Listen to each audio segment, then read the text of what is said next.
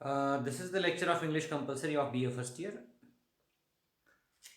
and nowadays we are studying a prose topic entitled Good Manners. So, I welcome you to this lecture, and we were on page number 21.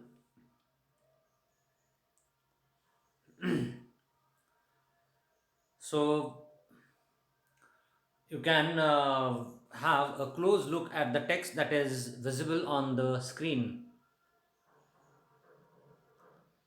So, the first paragraph on page number 21 we completed discussing.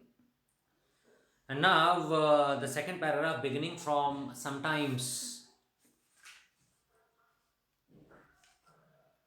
So frequently we come across this word sometimes, and even there is a word sometime. So there is a difference between the two about their meanings. So sometimes in Marathi means kadhi kadhi. Okay, कधीतरी sometimes it rains in the month of January.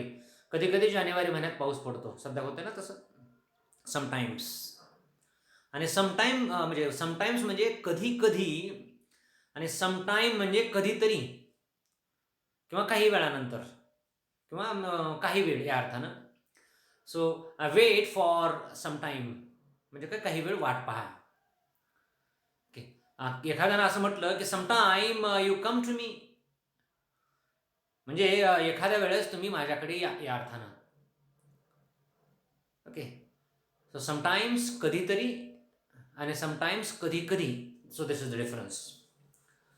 Sometimes people ask very tiresome questions and we like to make a joke about it.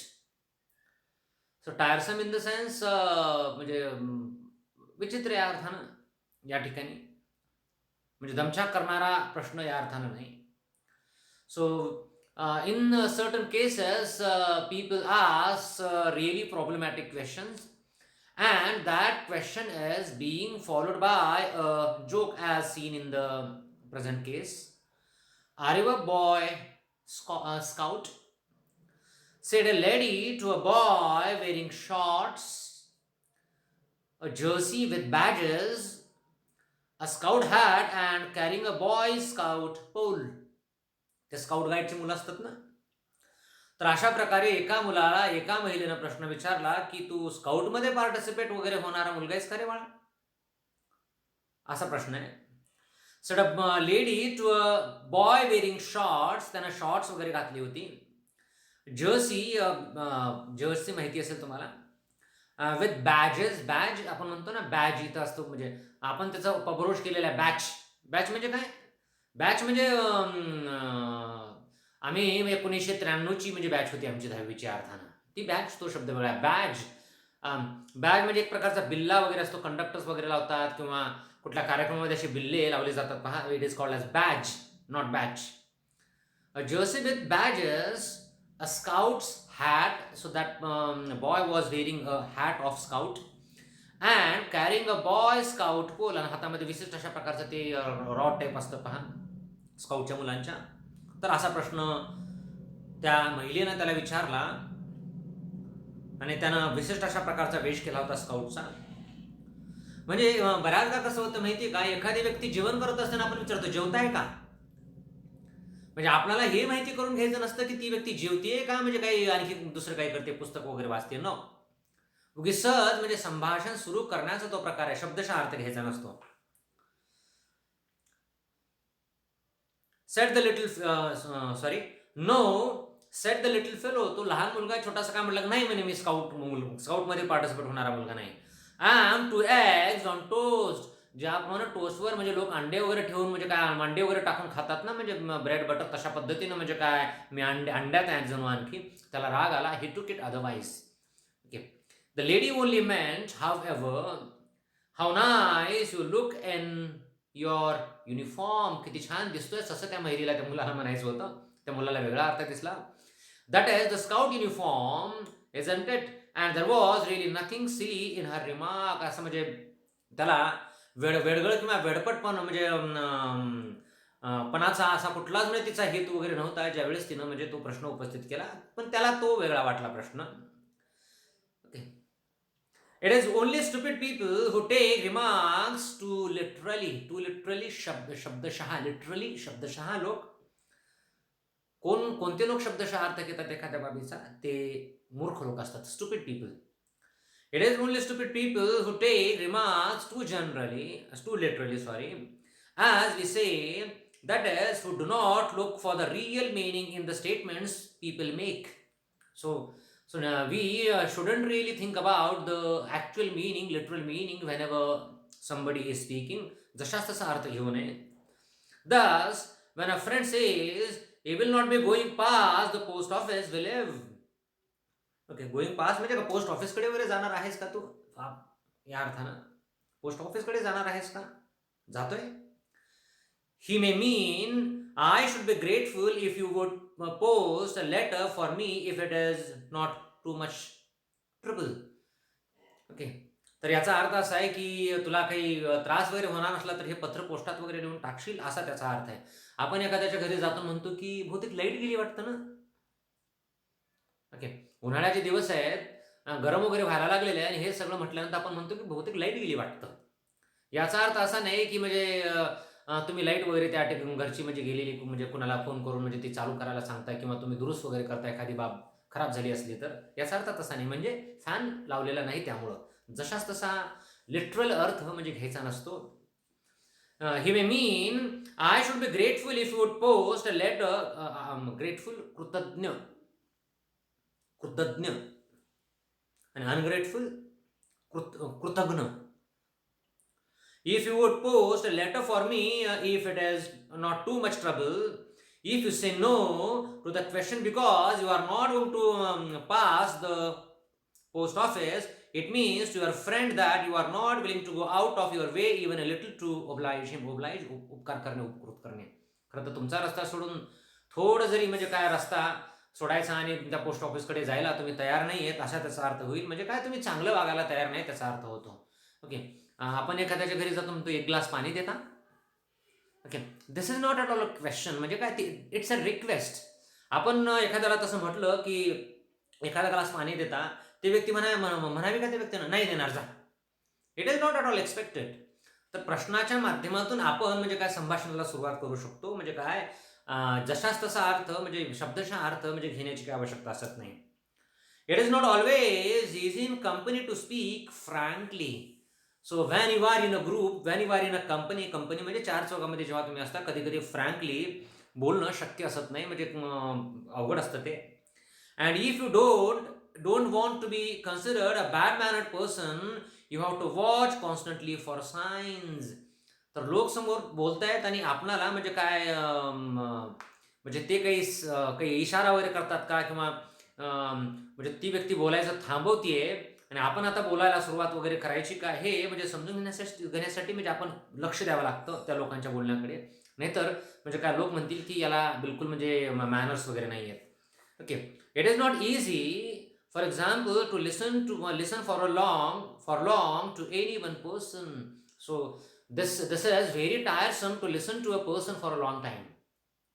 एखाद्या व्यक्तीला म्हणजे खूप बराच वेळ म्हणजे ऐकणं हे थोडंसं सोपी बाब असत नाही. Try in company to take only a fair shot of the conversation. So this is an important etiquette. This is an important manner. If you are in a company and only you are speaking and none is speaking, so at that time it is the matter of bad manner. Okay, तर सगळेजण म्हणजे शांत आहेत, तुम्ही एकटेच बोलताय स्वतःचं घोडं पुढं दामटण्याचा प्रयत्न वगैरे करता. It is not at all fair. शक्यतो म्हणजे काय तुमच्या वाट्याला जेवढी येईल तेवढंच बोलावं, जास्ती बोलू नये. दिस इज द मिनिंग. ओके, नाहीतर काय लोक आपलंच घोडं पुढं दामटत असतात. त्यामुळं म्हणजे काय लोक म्हणतात की काय किती बडबड आहे, म्हणजे फालतू बडबड करतो, दुसऱ्याला बोलूच देत नाही. ओके, अशा पद्धतीची तुमची प्रतिमा मलिन होईल. If there are two of you, take half of it. दोघं जण आहेत, काही वेळ त्यांना बोलावं, काही वेळ तुम्ही बोलावं. अर्धा वेळ तो बोलेल, अर्धा वेळ तुम्ही, म्हणजे काही एक्झॅक्टली घड्याळ लावून नाही, पण ढोबळ मानानं. When you have said a little, keep quiet and give your friend a chance to say something. So if you have said whatever you wanted to, so after that you should keep quiet.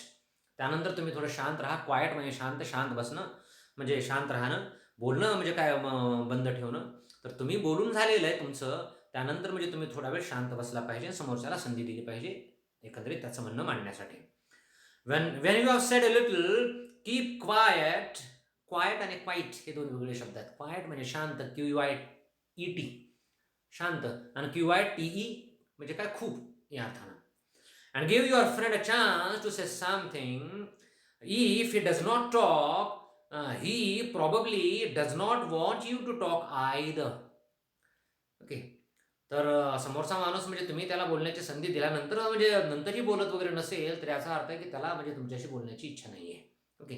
म्हणजे वरून ताक का तलवार माणसानं समजून घ्यावं. Okay. If does not talk, he probably does not want you to talk either. म्हणजे त्याला म्हणजे तो बोलत नाही म्हणजे याचा अर्थ असा आहे की तुम्ही सुद्धा म्हणजे बोलू नये त्याच्याशी. ओके. असा म्हणजे असा त्याचा अर्थ आहे. Many a young man or woman talks away thinking the company is delighted to hear him or her. तर बऱ्याचदा म्हणजे एखादी व्यक्ती बोलत जाते, कंटिन्यू राहते, ती बोलत जाते. त्यामुळे कदाचित त्या व्यक्तीला असा गैरसमज होऊ शकतो की मी बोललेले यांना खूप म्हणजे चांगलं वाटायला लागलेलं, आनंद होतोय. They are the company is delight, आनंद होणे. तर समोरच्या व्यक्तीला आनंद होतोय अशा पद्धतीनं आपण गैरसमज करून घेता कामा नये. Thinking the company is delighted to hear him or her and everyone is really exhausted and angry. दमछाक होणे. सगळ्या लोकांना म्हणजे लोक म्हणजे या व्यक्तीचं बोलणं ऐकून लोक दमून गेलेले असतात. पण या बोलणाऱ्या व्यक्तीला लक्षात आलं पाहिजे की आपलं बोलणं या लोकांना नाही आवडत. म्हणजे काय कारण या लोक म्हणजे दमछाक झाली यांची आणि हे यांना राग पण येतोय आपल्या बोलण्याचा. So actually I should be on the next page.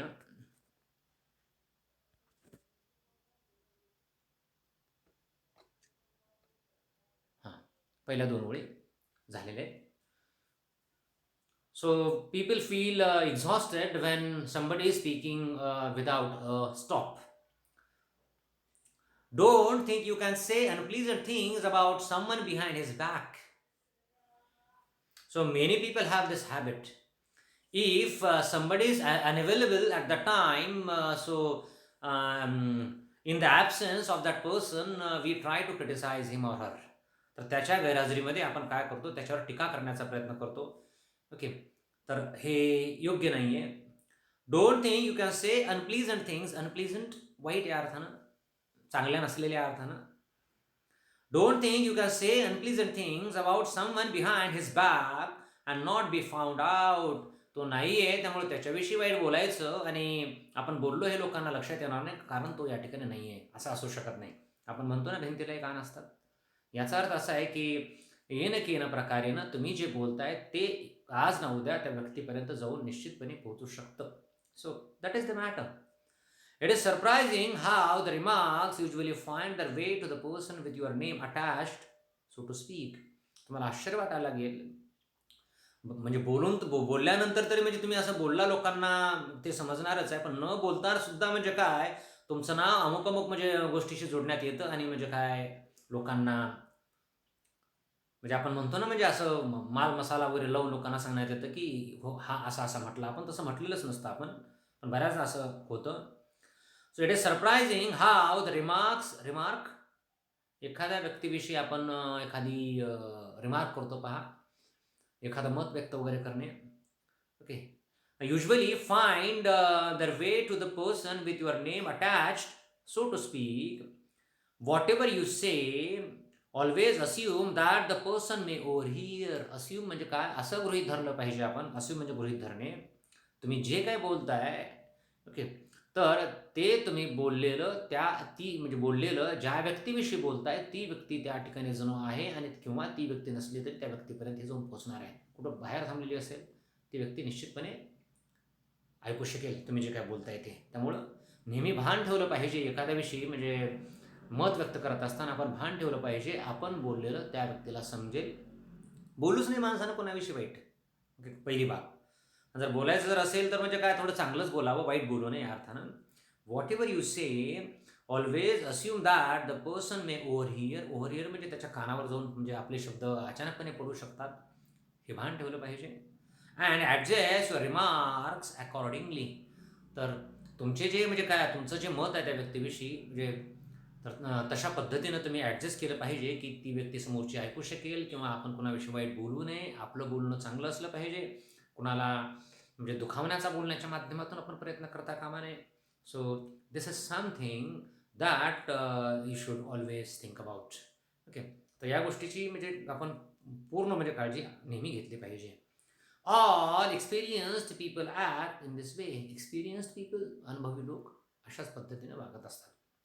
तर आपण जे काय बोलतोय ते बोललेलं समोरची व्यक्ती म्हणजे ऐकू शकेल याचं भान ठेवलं पाहिजे. आणि समोरची व्यक्ती जर आपलं बोलणं ऐकत जर असेल, आपण केलेली टीका वगैरे ती समोरची व्यक्ती ऐकत जर असेल, तर त्याचे परिणाम कशा प्रकारचे होतील हे सर्वस्वी म्हणजे काय आपण त्याला जबाबदार राहू, हे आपण लक्षात ठेवून खरं तर आपण जे काय बोलायचं ते बोलणं म्हणजे ठरवलं पाहिजे. बोलायचं का बोलायचं नाही. ओके, जर बोलायचं असेल तर ते कशा पद्धतीचं बोलावं, कशा प्रकारचं बोलावं. जर बोलायचं असेल तर ते एकंदरीत जस्ट अ मिनिट. जर बोलायचं जर असेल जस्ट अ मिनिट. हां, बोलायचं जर असेल तर चांगलं बोलावं माणसानं, नाहीतर आपली प्रतिमा मलिन होईल अशा प्रकारचं बोलू नये. समोरच्या म्हणजे व्यक्तीची प्रतिमासुद्धा आपण मलिन करू शकतो आपल्या वाईट बोलण्याच्या माध्यमातून, टीका वगैरे करून. So this is something important. पुढचा पॅराग्राफ पहा. Now here is one of the most surprising things in life. खूप आश्चर्य तुम्हाला वाटेल अशा प्रकारची बाब आयुष्यामध्ये काही असतात. तर बघा म्हणजे कोणती बाब आता लेखक सांगतोय. No man really understands himself. तर म्हणजे अशी कोणतीही व्यक्ती जगामध्ये असू शकत नाही की जी व्यक्ती स्वतःला व्यवस्थितपणे समजून घेऊ शकेल. निश्चितपणे कोणी स्वतःला समजून घेऊ शकत नाही. ओके, बऱ्याचदा आपण कसे आहोत या गोष्टीचं ज्ञान म्हणजे आपणाला नसतं. आपण स्वतःला म्हणजे खरं तर समजून न घेता बऱ्याचशा बाबतीत जीवनामध्ये करत असतो. खरं तर स्वतःला समजून घेणं अत्यंत महत्त्वाचं आहे. ओके, जर आपण स्वतःला समजून घेऊ शकत नसू तर इतर लोकांना कशा पद्धतीने समजून घेऊ आपण, कसं काय समजून घेणार, मग हा प्रश्न आहे. No man really understands himself. what a lot of argument and anger. Argument, वादविवाद. ओके, anger, राग. Okay, what a lot of argument and anger. We should be saved if people would only understand this. तर लोकांना हे समजलं पाहिजे की आपण स्वतःला समजून घेऊ शकत नाही.